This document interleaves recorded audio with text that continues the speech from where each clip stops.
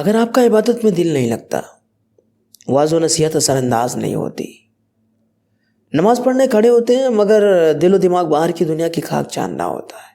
قرآن کی آیات سن کر بھی دل میں کوئی ہلچل پیدا نہیں ہوتی، اگر آپ کو لگتا ہے کہ میں دنیا میں سب سے زیادہ گناہ گار ہوں، میں سرتابہ گناہوں میں ڈوبا ہوا ہوں، میرے گناہ اتنے زیادہ ہیں کہ رب انہیں کبھی معاف نہیں کرے گا، اگر آپ گناہوں کی اس دلدل سے باہر آنا چاہتے ہیں مگر چاہ کر بھی آ نہیں پاتے، جیسے ہی ذرا سا باہر نکلتے ہیں شیطان ٹانگ پکڑ کر واپس کھینچ لیتا ہے، اگر آپ ہزاروں بار کی ناکامی کے باوجود مایوسی کے اندھے کنویں میں جا گرے ہیں، اگر آپ گناہ کر کر کے تھک گئے ہیں مگر چاہ کر بھی انہیں چھوڑ نہیں پاتے، اگر آپ کو خود سے نفرت ہو گئی ہے، آپ اپنی ہی نظروں میں گر چکے ہیں، آپ کو اپنے آپ ہی سے گھن آنے لگی ہے، اگر آپ کی ہمت جواب دے گئی ہے، آپ کے اعصاب کمزور پڑ چکے ہیں، آپ کو گناہوں سے بچنے کی کوئی امید نظر نہیں آتی، آپ کو بھی یہی لگنے لگا ہے کہ میری ساری زندگی اب اسی طرح گناہوں کی دلدل میں گزرنے والی ہے، تو مکمل مایوس ہونے سے قبل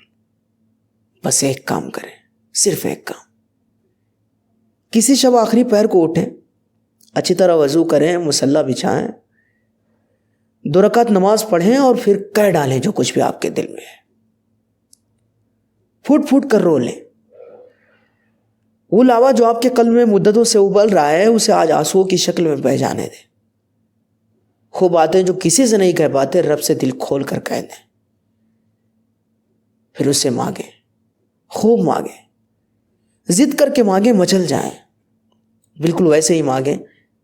جیسے ایک چھوٹا بچہ اپنے والد سے ضد کرتا ہے اور اس وقت تک باز نہیں آتا جب تک اسے مطلوبہ چیز مل نہ جائے، اسی طرح آپ بھی تب تک مانگتے رہیں جب تک آپ کو یہ اطمینان نہیں ہو جائے کہ میری دعا اب سنی جا چکی ہے، اس وقت اپنے گناہوں کی کثرت کو نہیں بلکہ رب کی رحمت کو دیکھیں، اس وقت اپنے گناہوں کی کثرت کو نہیں بلکہ رب کی رحمت کو دیکھیں، آپ بھلے ہی دنیا کے سب سے گنہگار شخص کیوں نہ ہوں مگر رب کی رحمت اس سے کہیں زیادہ وسیع ہے، نیز مانگتے وقت اس یقین سے مانگے کہ اللہ میری دعا کو ضرور قبول کرے گا، جیسے ایک بچے کو یقین ہوتا ہے